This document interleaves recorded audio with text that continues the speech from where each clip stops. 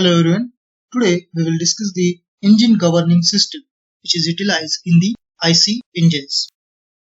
A system which regulates the mean speed of an engine when there are variations in the engine load is called as a engine governing system. Now we will see what are the functions of any engine governing system. So very first function of any governing system is to have mapping between engine load, engine speed and engine fuel requirement. So we will try to understand what is the meaning of this. When engine load is increasing, speed of the engine is getting decreased. In that case, fuel requirement has to be get increased. In the second case, when your engine load is getting decreased, engine speed is getting increased. In that case, fuel requirement must be get decreased.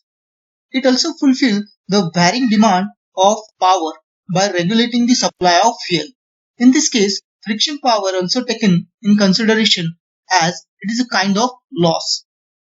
Now, keep in mind, governor does not control the speed variation caused by a variation of load in engine. So, in that case, flywheel takes care of speed variation caused by fluctuation of engine turning moment which vary in each cycle of an engine. So these are the functions of any governing system. Now we will see which different methods of governing are utilized in IC engine. So we are having the very first method of governing, which is heat and mist governing. In this method, fuel or gas supply to an engine is stopped for one cycle or for more than one cycle. This method is utilized in diesel and gas engines. The second method we are having, which is quality governing. In this method, supply of fuel is varied to the cylinder per cycle.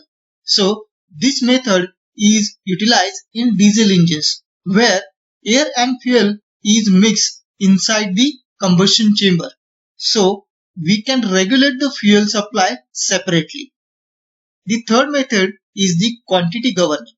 In this method, supply of air as well as fuel is varied to the cylinder per cycle by using the throttle valve. So here throttle valve is controlled by the governor. This method can be utilized in SI engines only. And the fourth method is combination governing.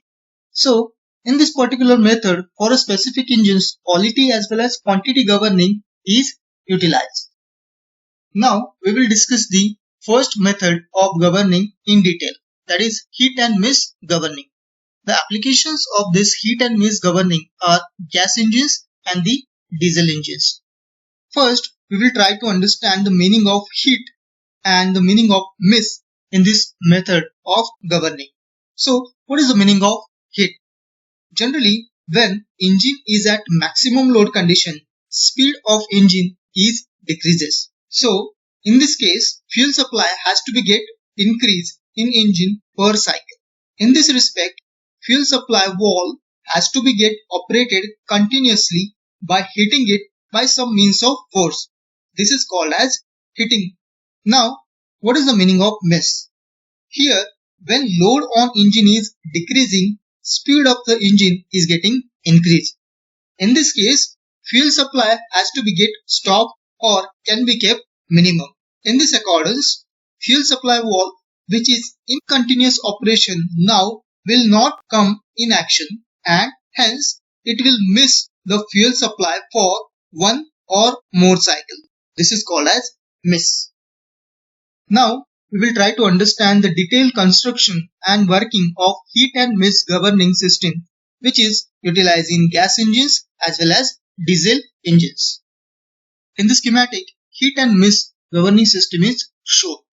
We will divide this system in three sections.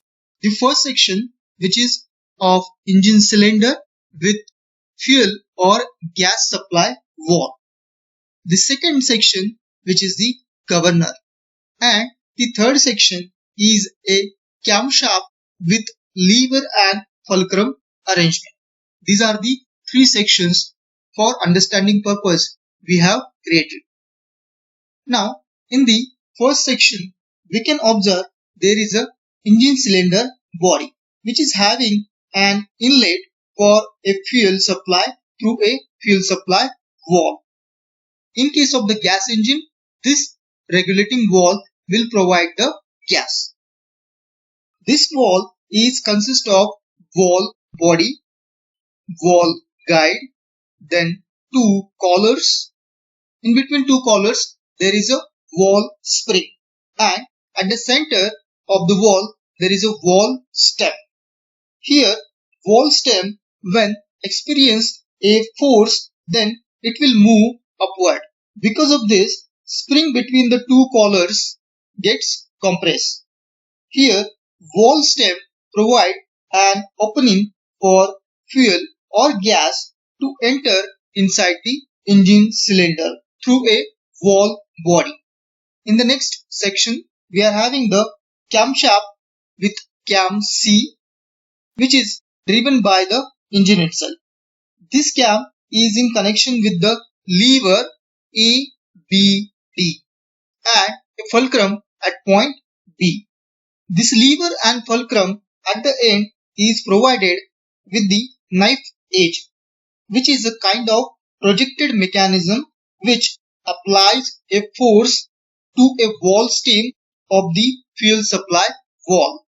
Here in this section, when cam is rotating, this cam C strikes the roller. Because of this action, lever moves downward at one end as there is a fulcrum at point B. Now, lever at point D will move upward. Lever at point D causes the knife edge to move upward, and hence it will apply a force on valve stem to operate the fuel supply valve. This camshaft, cam, lever and fulcrum with knife edge are in continuous operation to hit the valve stem and make fuel supply continuous. So here every revolution of cam make a provision through lever and fulcrum to hit the valve stem in every cycle of engine operation. Now the third section is the governor. This governor consists of crankshaft with a bevel gear arrangement. This arrangement provides a rotating motion for a spindle of the governor. There are two fly balls. Whenever the spindle rotates at its maximum speed, the fly ball moves away because of the centrifugal force. This makes the sleeve to move upward. Then it compresses the spring.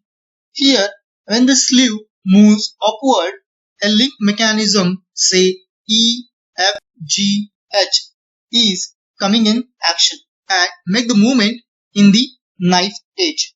Here, the movement in the knife edge is such that its continuous heating operation to valve stem is interrupted by pulling it away from the valve stem, and this is nothing but the missing the strike for valve stem from the knife edge, and this operation stops the fuel supply to engine cylinder through valve.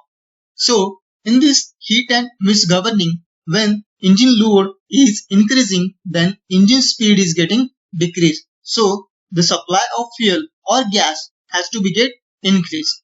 So in according to this, to have a continuous supply of fuel from fuel supply valve, cam with lever and fulcrum provides the continuous upward and downward motion for knife edge to operate the valve stem of fuel supply valve, which is nothing but heat part of the governing method, which is a continuous operation. But when engine load is decreasing and speed tends to increase, then fuel supply for one or more cycle has to be stopped. For this reason, increased speed of the camshaft provide high speed to the governor spindle and causes the fly ball to move away. This makes the sleeve to move upward, and here then E, F, G, H, the link mechanism interrupt the continuous heating of knife edge to the valve stem by pulling it away from the valve stem. Thereby, it restricts the fuel supply to the engine for one or more cycle, and this is nothing but miss part of this governing method. So this is how hit and miss governing system is working. The next method of governing is the quality governing.